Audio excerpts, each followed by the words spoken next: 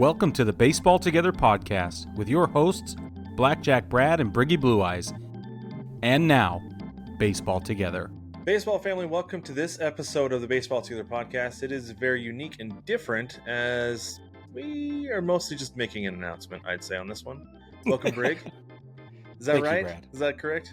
I think that's a good way to describe it. I mean, for those of you who have been listening, you probably have noticed a bit of a slowdown in terms of content push.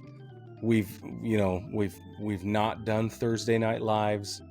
We've not done Sunday episode, the last one anyway. And so there's a reason, and we want to explain ourselves. We would like to explain ourselves because we've been at this for a little over 6 years. I mean, it's been, 6 years and 3 months, something like that, if we want to get right Something down like to that. it. That's 6 full seasons and some change. And I was doing the math the other day thinking about it. That's more than half of both my kids' lives. I have an 11-year-old, so he's my oldest. Me too. And the vast majority of my 9-year-olds, same for you, Brig, the vast majority of your 8-year-olds, who's going to be 9 soon, by the way. They're both they're both 9 now. Ugh. Yeah, so exactly. as they get older, though, that's the thing, is that they get more involved in things and schedules get busier, it gets a little more crazy. So what that means for us and the Baseball Together podcast and everything associated with it, we're going to be taking an indefinite hiatus. I say hiatus specifically. I chose that word carefully because it doesn't mean, I don't want to say that the show is coming to an end. I don't want to say that this is the absolute final episode ever, because I want to keep the door open that we can come back if the opportunity presents itself in, say, like 5 years when things slow down. I have a teenager, I have a 16-year-old. That's weird to think about. That is weird, yeah. But maybe our kids don't want us around as much, and then we're like, what do we do with our extra time? I mean, when he's driving, and he's like, I'm going to go do my stuff. I'm like, go do your stuff. And I am sitting here twiddling my thumbs. Maybe we'll get the band back together. I don't know. Yeah. Well, we'll see. We will. We don't know. Because baseball family, as we were sitting here talking about this, and this is not a decision we've taken lightly. We have had conversations about this and been on my mind for a while. And yours, I think, as well, Brig, right? Very quiet. I was unwilling to accept that my situation needed to be re-examined. I think one of the things that's important to consider with this whole thing is that you hear athletes who retire, sometimes what they'll say is, once you start thinking about it, it's time to be done. And so I think it got to the point where we were like, you know what? It might be time to hit the pause button longer term than just taking a couple weeks off in December. Right. But we took the time to reflect on some of the things that we've done, because we've gotten to do a bunch of fun stuff. Like it's been a blast. Awesome. It's been a heck of a ride this whole time. Yeah, I agree. Something that I never in my life thought that I was ever going to be able to do was go to a movie premiere. Right. We got to go to the movie premiere for The Hill in Augusta, Georgia. And you know what? I was thinking about this the other day, Brig. That was really funny. Is that literally like 2 months before that? So weeks before Jeff, Don't Call Me Cilantro, Celentano, and Ricky Hill were on our radar. One time I was sitting there and I was looking at like a red carpet thing. I was watching a red carpet thing and like all the flash bulbs and stuff. I was like, man, if I were ever on a red carpet in my life, I would have to have sunglasses or I'd be getting a migraine. And then lo and behold, not like 2 months later, Brig, it's so funny that like that's a place that I was weird. It was a weird thing that happened. And I don't know how. You know, it was awesome that we got to wear ball caps and suits with Baseball Together t-shirts underneath our suit jackets. That was so awesome. I'll wear a suit if I don't have to wear a tie, Brig. Yeah. It was really, really fun, and they treated us so well, and we were honored to be there. And watching the film again, a second time, but in that environment with the people who created it and everyone who helped fund and support, and it was special. It really was. It was a lot of fun and really a once in a lifetime opportunity, I feel like. We got to go to the World Baseball Classic together. That was, mostly out of pocket, but we did it a little bit different. We didn't just go to the games. We got to go talk to people and do interviews with the first unveiling of the Bat Mic 1.0, right? Yeah. And we got to talk to a lot of people on the streets and do some interviews. That was really cool. That was a really fun way to do that. Get the pulse of the crowd outside the stadium, things like that. Well, and we and met we've some got to talk. people from all over the world. Like We we did. met Brits and we met people from Mexico. We met a guy from Australia who was doing a tour of baseball because he just really got into it and he was on his own. He was traveling solo. And he Hmm. happened to be at the World Baseball Classic. And then as the season kicked off, he went over to LA. Like it was awesome. We got to meet one kid who said Bryce Harper was this generation's Mickey Mantle. And we were like, wait, hang on. Oh no, no, no! He said that Mickey Mantle was better than Mike Trout. I think is what it Oh, was, that's right. or That's right. I can't remember exactly what it was, but I It remember we were wasn't just Bryce walking. Harper. It was Mike Trout. He said Yeah. something about Mike Trout and Mickey Mantle. I was like, I can't let that go, Brig. And I remember we had a Yeah. conversation with that dude for a good Yeah. It like was great. block and a half, 2 blocks in downtown Phoenix. And he was like 19 or something. We were like, Yeah, cool, let's chat. yeah, that was funny. That was really funny. And along that vein, we got to interview people all across baseball, and we're gonna have a little bit more of a list later because we want to thank a bunch of people. But like, we got to talk to Jim Edmonds, we got to talk to Mike Greenberg of ESPN, and we got to talk to Jesse Cole, with the owner of the Savannah Bananas, like, Yep. and people who have written books about baseball legends and things like. It's crazy the people we've gotten to talk to over the last few years, and it's been Yep. really cool. I agree. Been really awesome. In fact, those Brig, author interviews have been some of my favorite experiences. yeah, Mm-hmm. they've been really awesome. Brig highlighted one of his favorite moments is the day he almost killed me at his house when we were doing the Dodgers Mount Rushmore. We both picked Vince Scully. He was shocked for some reason that I picked Vince Scully and knocked me clear across his room. Here's the story. Until that point, we had both only done players as Mount Rushmore nominees. And so this was my first departure from a player. And I thought for sure I'd got him. I thought there's no way Brad didn't go with a player. And so when he said Vince Scully, I was like, shut up. And he about had a heart Knocked me attack. into his kitchen. And we laughed and laughed and laughed. And the B-roll on that, like the unedited version of that, is outrageous. It took probably 20 minutes to recover from that. It did. It really did. Yeah. Oh man. That was one of the couple times I got to go out to Briggs' house to make content, and those were always good times. Speaking of which, that same trip we got to sign our names inside the Green Monster at Fleer Field in Greenville, South Carolina, where the Greenville Drive play. We did an interview. They set us up in a suite. We talked to a couple of guys in the front office, and they took us on a tour. And part of the tour, we went out into the Green Monster out there in left field and signed it, and that's an awesome experience. They've got the manual scoreboard out there, and we took BP under almost, before you get to the clubhouse, their under batting the seats, cage, in their batting cage. And Brad, I don't know, have you recovered from that? Fully, yes. Eventually, I did, yeah. But Took a yeah, very I was long afraid time. I lost a body part. That pitching machine sent one really inside. Yes, it did. It was real scary. Brig actually got to meet one of my heroes, my favorite baseball player ever. Met Ken Griffey Jr. at what was that, like some kind of function, some kind of silent auction BMW thing. Pro-Am golf tournament, the charity golf tournament. Mm-hmm. He won a Ken Griffey Jr. signed jersey, which he randomly showed up at my house to deliver to me. I don't know that I've ever shown it on the show, Brig. I think we just showed pictures. I don't think you have.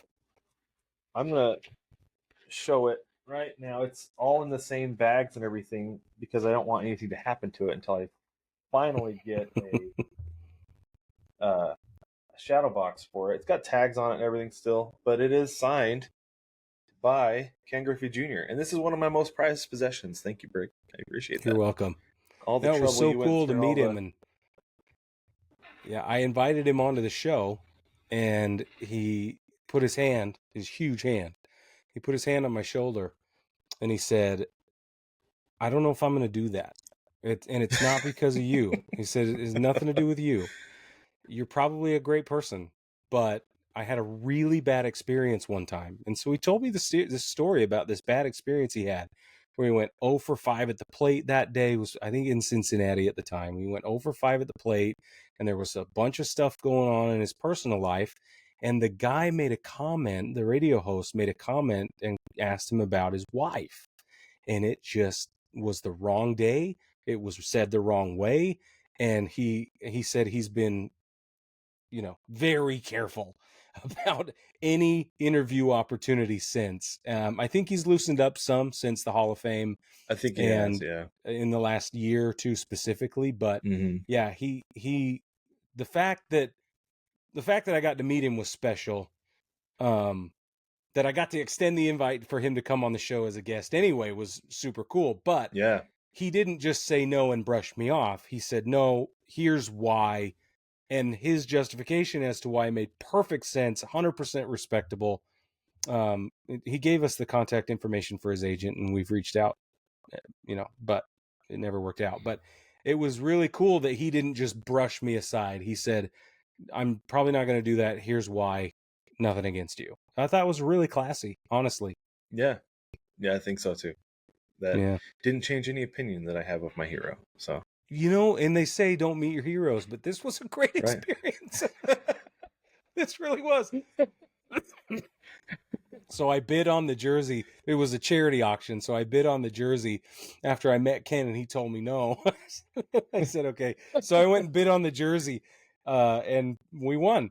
And so then I worked with Brad's wife to get out there to Phoenix to show up at his door randomly. I was like, I have a surprise for you. And I will never forget that either because that day, because I was freelancing at the time, that day she's like, maybe have like a light day today. You can play some video games or something that afternoon. I was like, okay, but like I still gotta get stuff done because like we gotta get paid, right? Yeah. She's like, it's fine, just take a light day. And so I still had like half my day left, and I was downstairs taking my lunch break, and there's a knock at the door, and she's like, "We could get that." And I was like, "You're closer, but okay." I'm standing, Okay. So I go open the door and there's Brig standing there. I was like, "What?" She's like, "Yeah, I told you not to get a whole lot of work today." So I went and sent an email and got it done like a few days later, and it was fine. But yeah, it was crazy. That was awesome. It was a really fun trip, good time. Yeah, it was. That's been we did pies in the face. That was one of the first pies in the face days too. It was, yeah, because I think I owed you one for. I don't even remember what it was, but it was. Who knows? Anyway, yeah. Who knows at this point? But those are just like scratching the surface of things that we had planned. We had some big plans for a lot of content and things we wanted to do, and just haven't been able to get to it because time is finite. Whether it is real or not, it is finite and undefeated. So that's something we're trying to teach our 11-year-old is that you only have so much time to get stuff done in the day. Oh man, so boy, is that the truth. So yeah. And that's one of the things, that's one of the reasons we want to keep things open is because if we have the time, there are a lot of things that we want to do. And I think that it would be a good time if we were able to get to those. We want to thank a bunch of people who have helped make this show possible, made it run, and continued for as long as it has. Specifically, our guys over at Chinook Seedery. Again, like we mean it when we say it. They are the best seeds ever. I dabble in other seeds periodically, and I always end up coming back to Chinook. I legitimately love them. Use the code or not, or you can get them at the gas station or grocery store. I don't care. But go support Chinook Seedery because we love those guys.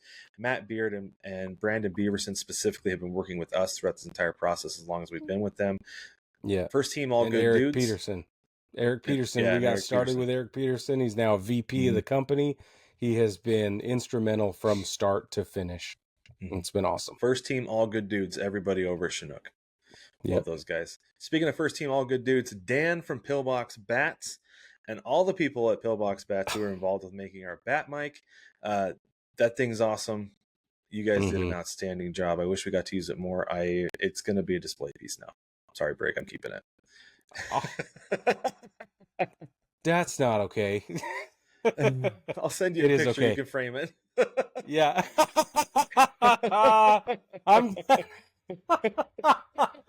I'm glad we got a chance to use it. We went to the WAC tournament and you got a chance to use it with the UVU. And it was a huge hit.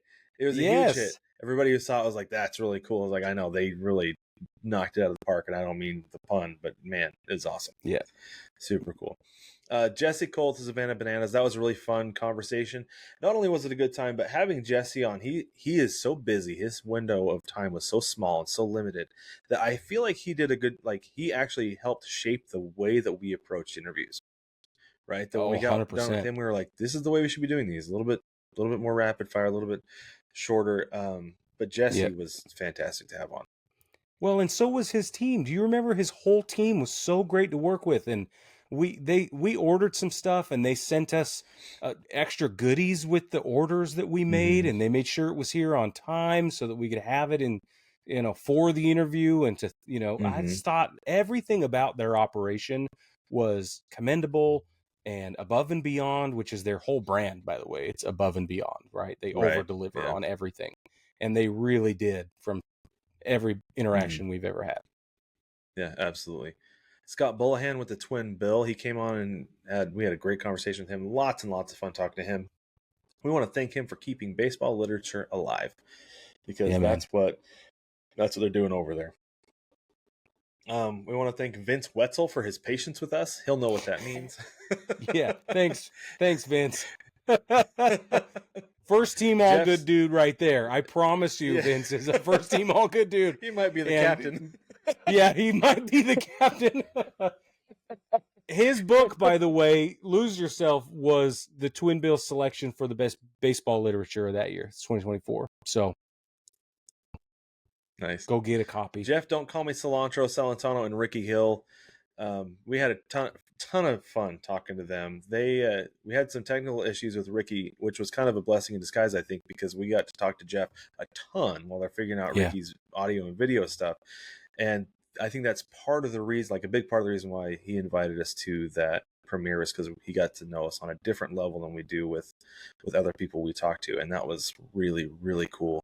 And meeting him and his wife and their family and everybody who was involved with the movie, just like I said, once in a lifetime opportunity. I cannot thank Jeff enough. Same. Lee Lowenfish. And Ricky, Oh, sorry. hold on about Ricky. Like Yeah. being able to connect with a guy like that who's had a spinal fusion like I have and is in daily pain. Like the two of us really got to see each other. And then when we got to see each other in person, like there was an instant connection. And so, for those of you who may be in pain or experiencing some sort of difficulty, I think the key there is vulnerability and openness. There's more connection out there than you realize. And so, yeah, share it. That's what Ricky did. And I was able to connect with him on that. And it was spectacular. Mm-hmm. So Lee Lowenfish was an outstanding guest. Didn't you like talk to him for like an extra hour after I had to go, Brig? Something like that? Yeah, I With Lee? talked to Lee for a long time. I that happened a lot. Actually, I talked to Yeah, that's a true. number of people for a while after you had big boy job stuff. Yeah. Yeah, so Lee Lowenfish was outstanding to talk to. Also, Mike Steele, Dave Turgeon, and all our guys associated with IMG Academy. I met Mike Steele I met his daughter actually at where my son was taking swim lessons, got introduced to him that way. And then the tree of people we got introduced to because of Mike Steele and Dave Turgeon was just outstanding. That was the whole stretch of interviews that we had to change the format of the way we did things, period. Because there were so many of them coming in and there were so many guys that we knew were just going to be great conversations that we're like, we got to change up something. So that's where Ball Talk came from. And any of you who are wondering. And I think Dave Turgeon mentioned Ball He's Talk. the name. And that's why we called He's the it reason for the name. Yeah. Yeah. Yep. Adam Reifenberg, who is a publicist, he was the one who was sending authors our way. So a lot of the authors we had are because of Adam. That was awesome. It was really cool to have an association with him. Speaking of authors, he was great. specifically Aaron Fishman and Tony Barnett. Dude, those dudes. First of all, Fish, I've told you this a million times, but that book is the bomb. And both of those conversations, really great. both of those conversations were fantastic. We have appreciated their friendship throughout. It's been a joy supporting them. First team, all good dudes. Like everybody on this list, first team, all good people. Like they just are. Yep. Yep. So yeah, thank you to them for their support of us as well. But it's been fun to support them. Yeah, absolutely.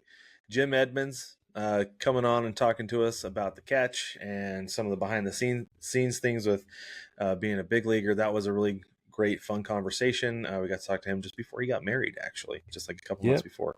And he was able to take some time out of his busy schedule as the color guy for the Cards and come talk to us. That was Yeah. awesome. Michael Seeley, who's been a friend of the show for a very long time, came on and talked to us twice about the athlete's mindset and how to help athletes get to the next level. Awesome. Such good conversations. And like Michael I said, just such a Seeley, good friend of the show. yes, and never a more empathetic, compassionate, capable listener, right? With solid advice and solid like life experience and clinical experience. And I mean, if you needed a mental coach, right? Like go to Michael Seeley. Seriously. And if you want his bona fides established, go listen to the conversations we had. Dude knows exactly what he's talking about. And I would put my kids in sports in his hands. I would. Absolutely. Yep, for sure. DC Glenn from Tag Team. Yeah. Not a traditional episode, not a traditional interview, but it's on the YouTube channel if you want to go check it out. Whoop, there it is. That's right. Man, it's there. that was wild. It was wild. Yeah, truly. But also the Greenville Drive for letting us record an interview at and tour the stadium. We talked about that a little bit ago. That was awesome. That was such a cool experience. Yeah. I love touring stadiums and I love the behind the scenes stuff in sports. It's really cool to me. Yeah. Also the guys specifically Timmy Hines. Timmy Hines is the one that with the Greenville Drive. Yeah, he was the one. So he's in charge of operations down there, and he's still there. He's killing it. Love it. The guys over the Pioneer League came on and they talked about I can't remember their tiebreaker home run challenge or whatever it was they were doing, and we brought them on and talked about how that all worked and what it's like to build your league and lose affiliation with minor league baseball and end up into a feeder league. So that was man, a lot of stuff was so in that cool. Conversation. We covered a ton of ground, and the one of them, the commissioner of the league, was like a lifer, but his deputy commissioner is also a front office guy at the Baltimore Orioles, and that dude knows ball. Like that dude, he had some crazy inside baseball. Yeah, he did a lot of really cool stuff there. A couple of big fish that we got David Sampson, and I messaged him on Twitter, X, whatever you want to call it, and he was willing to come on the show. That alone is a big thank you, but also he is so responsive in his messages that he has been a continued source throughout the show since then, that I have been able to message him questions and he responds back with answers, and it's just been great. It's been great to have him as a source. He's a tremendous guy. Actually. Like he's such a good person, and I love that he calls it like it is. His ability to give us the peek behind the curtain that we don't often get it's criminally underappreciated. I know he's got a show and his followers are loyal like we are, but I still think that the larger baseball community, especially the baseball fan community, does not understand how valuable and how insightful and how open he is about it all. Yeah. If you're a sports fan and you like behind the scenes stuff, go listen to Nothing Personal with David Sampson. There are things that he talks about with how the sports world works that might put a little bit of a bad taste in your mouth, but that's because that's the way sports work. I've had that happen to me several times over the years since I've been working more in sports, since even I was in college covering college sports, that there are things that you will experience behind the scenes in sports. You're like, ooh, I don't like that. But totally, it's a business and that's the way things go. And so I've learned to get over things like that and still have a love for sports. And I continue to learn things that I'm like, well, them's the breaks, right? So yeah, same. But that's exactly right.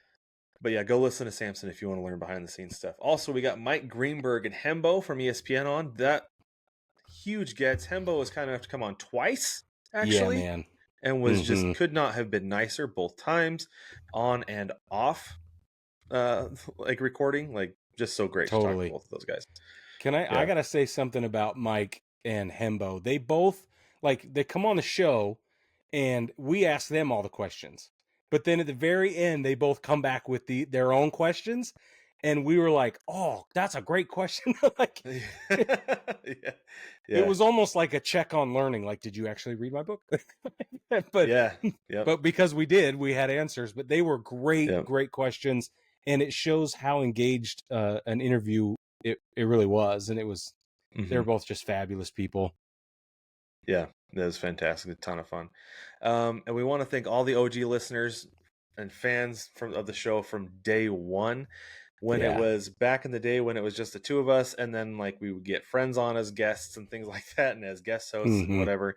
Like it was a very small mom and pop operation, and mostly I mean it's just the two of us, so it continues to be, but it was very small time from the beginning, and it was really cool to see how things grew. And there are a lot of people who stuck with us from day one through now, and we thank all of you for showing up, listening, watching all along the way. Most of all, last but not least, we want to thank our wives for putting up with us through this whole thing, because it's not easy. We understand that.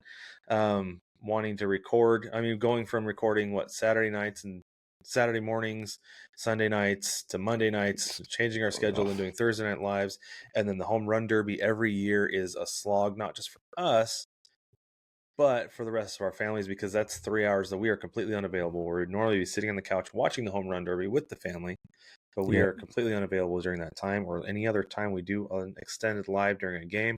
And then Well, don't forget all the travel. I say the travel, the extra stuff during the postseason. Yeah, it's been a lot, and I think they're going to be glad that they have that time back with us. Mm-hmm. They're already glad. Yeah, you're right. I made the announcement, and I was comforted, and there was a smile. So yeah, I bet there was. I bet there was. Which is great. Oh, and we want to thank Marcia for teaching us when not to publish an interview. Yeah. Oh man. Professional development, that's at the top of my list as far as like learning opportunities. So that was an episode. You won't be able to find it, I'm gonna be honest with you, unless you were a rooter, but Patreon is gone now, so you will not be able to find that anywhere. It was an interview that just didn't really go well, and we were just like, no, we're not gonna run. So we didn't. And that was within the first year and a half. Yeah. It was like our third attempt at an interview, and she told us that she wanted to come on and talk about baseball, and we said, about okay, the Yankees, about growing up going to Yankee Stadium. Exactly. Specifically. We're like, what is it? This is what I can talk about. It's like, okay. Nope. It was like pulling teeth, and we felt that maybe she had lied to us about ever having been to a baseball game ever. I didn't think there's any maybe about it, Brig, because I asked specifically, and the answer I got was basically like, oh, I never did that. Yeah. Or I did that once. I was trying to be gracious, but no, it's not. Yeah. Boy, she really wanted us to push her product, though. That was. Yes, she did. Yes, she wanted did. some showtime. Is there anything else that we've missed, or you want to share with us, Brig, before we get out of here? Yes. I want to thank you.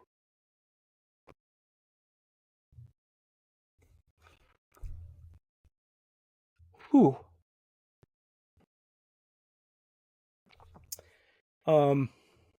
I've been through some hard. And Brad has carried us through the hard many times. And there have been times where the show, dang it, there have been times where the show was just about the only source of joy I had in my life. And I wouldn't be able to do it without Brad. And I don't know what would have happened without Brad in the show during those times. So, thanks, Brad. You're very welcome. You're a fabulous person. I want to thank you, Brig. Thank you. I want to thank you, Brig, for reaching out when you first had this idea for the t-shirts, the called up, because if those of you have been here since the beginning or have maybe listened to early episodes, then you know about called up, which was Brig and his late wife Tiff's. It was their idea to get ball gloves and equipment into the hands of kids who don't and cannot get it. And he told me about that idea, and I was like, I'm all in. How can I help? Was my next, as I think was the next thing I said. Yeah. And so he came to me with the idea of the t-shirts. He was throwing t-shirt ideas at me and just getting my thoughts and opinions on them. And then I got involved with their shop website, and then he threw the idea of the podcast out there, and we were like, I was like, oh yeah, I mean it's good for SEO. And I remember, I'll never forget, Brig. I was like, yeah, maybe like we'll get it started soon. And I think your exact words were, "What's keeping us from doing it this weekend?" I was like, That sounds right. I don't know. And so we went from talking about it to the next 3-4 days getting all our ducks in a row, figuring out the format for the show, looking for theme music, that OG theme music that we've had the entire time, not the live, but the organ and everything. Brig went and found that and paid a pretty penny for it so we could use it without any licensing issues. And Yep. also, by the way, a little nugget on that, there's an episode of Comedians in Cars Getting Coffee with Jerry Seinfeld that uses that music. Mm-hmm. And I about lost my mind. I was like, that's the podcast music. That's what we've been using the entire time. Yeah, I remember that. But Brig, I cannot thank you enough for taking me on this ride with you from the very beginning, because it's all the things I've ever wanted to do with sports media. I went to school to be a sports writer, but mostly I was like, I would love to have a radio show or a podcast. And so I learned how to write, learned how to podcast, and that was one of the reasons Brig pulled me in here, is because I knew how to do all the audio stuff, and he's like, I don't know. So it's something I really wanted to do, and I was really happy that I had somebody to do it with who was going to go on the ride. So I can't thank you enough for that, for initiating this whole thing and getting it started. And the whole t-shirt thing was a blast too. Like, I know it didn't necessarily go the way we wanted it to, but man, it was fun. It was cool. It was really fun to have t-shirts that we had come up with and be able to wear those and wear them out and everything. So well, we saw a couple of them in the wild. We did. Where we're that was crazy to see. That was really crazy. That was crazy. See those in the wall. Yeah. Yep. Yeah, it was a lot of fun.